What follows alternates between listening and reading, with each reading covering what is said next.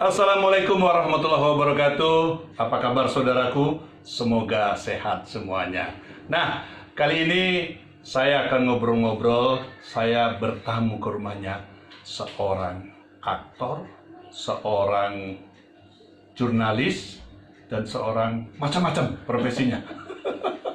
Ya, dia adalah Edi Karsito.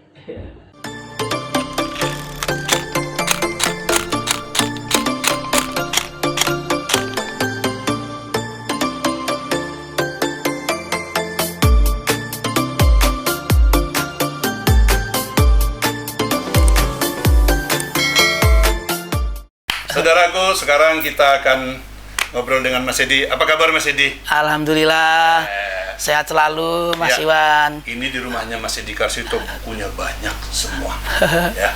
Saudara-saudaraku, Mas Edi sekarang lagi sibuk mengurus Forwan. Apa sih Mas Forwan, Mas? Porwan, jadi ini organisasi profesi Mas. Jadi layaknya organisasi profesi yang lain. Jadi Porwan itu singkatan dari Forum Wartawan Hiburan Indonesia. Jadi ini organisasi profesi yang menaungi sejumlah wartawan, baik itu wartawan media cetak, televisi, online, elektronik, radio, dan seterusnya gitu. Ya, sama halnya dengan organisasi profesi yang lain, termasuk organisasi profesi jurnalis yang lain gitu, yang selama ini sudah dikenal Mas. Iki Mas Edi itu apa? Di mana sih ketemunya ilmu jurnalis, ilmu wartawan gimana Mas? Ya kalau saya sebetulnya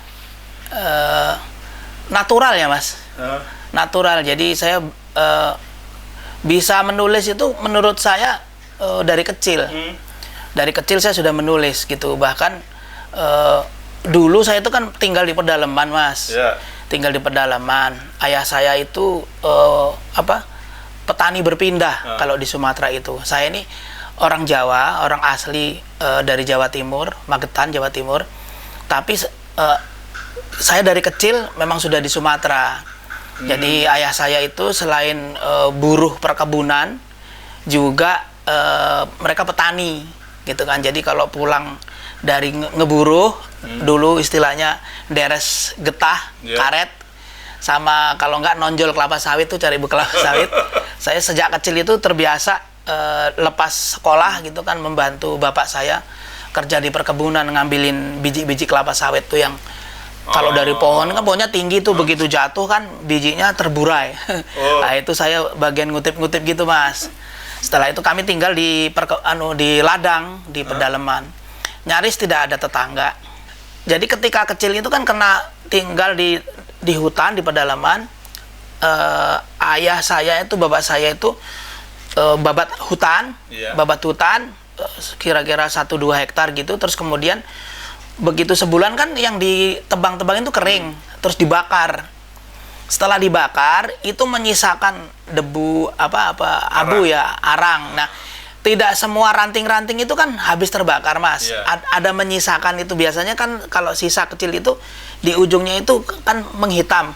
Nah, itu saya jadikan semacam potlot, pensil. Nah, itu saya tulis di dinding rumah. Dinding rumah kan juga terbuat dari papan, kalau enggak dari kulit kayu. Itu saya coret-coret, gambar-gambar, nulis. Bahkan awalnya juga kalau tanah di Sumatera itu kan berpasir ya Mas, kebanyakan. Nah itu pasir itu saya tulis-tulis. Nah itu di situ saya mulai belajar menulis gitu kan. Setelah itu begitu sekolah, tinggal di perkotaan, berubah lagi medianya menulis gitu loh. Dinding-dinding tempat saya tinggal itu, pondokan istilahnya, itu habis menjadi sarana saya untuk menulis puisi, menulis apa aja, pokoknya seluruh gelinjang kata hati itu semua dituangkan dalam bentuk tulisan gitu loh. Itu kelas berapa Mas sudah nulis gitu? SD. Dari SD sudah menulis. Bahkan saya teringat dulu waktu kelas 4 gitu, saya itu selalu mendapat nilai bagus untuk itu mengarang, lomba menulis mengarang itu kan, bahasa Indonesia itu. Nilai saya agak kurang lazim ya kalau misalnya mengarang itu nilainya sampai 90 itu saya gitu. Karena saya nulisnya tidak selalu bercerita lokal. Saya misalnya tinggal di pedalaman di desa kecil itu namanya Sungai Piring Pulau Raja, tapi saya sudah bercerita tentang bagaimana Sungai Gangga gitu loh, jauh di New Delhi sana di India gitu. Saya sudah bisa bercerita soal Itu Sungai wawasan dari mana Mas dapat Sungai Gangga? Ya imajinasi, karena kan di sekolah kan belajar ilmu bumi zaman dulu. Kalau sekarang kerennya geografi gitu kan. Terus kemudian ilmu bumi juga kan ada Indonesia, ada juga dunia.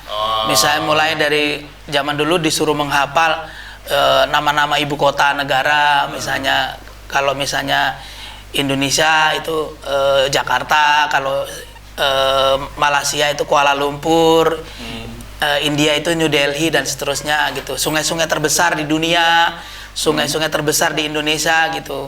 Terus diceritakan sama guru saya kan, Sungai Gangga itu seperti ini gitu kan, merupakan sungai yang diyakini sungai suci dan seterusnya.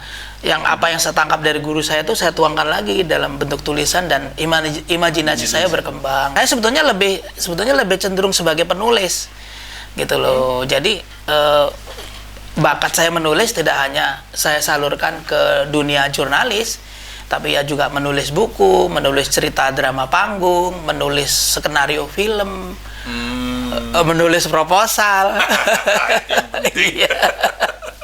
Saudaraku, demikian tadi bincang-bincang dengan Mas Edi Karsito. Semoga bisa menjadi inspirasi dan motivasi untuk kita semua. Terima kasih saudara-saudaraku. Sampai bertemu kembali di informasi yang lebih memberikan motivasi dan inspirasi. Iwan Gardiawan, ciao!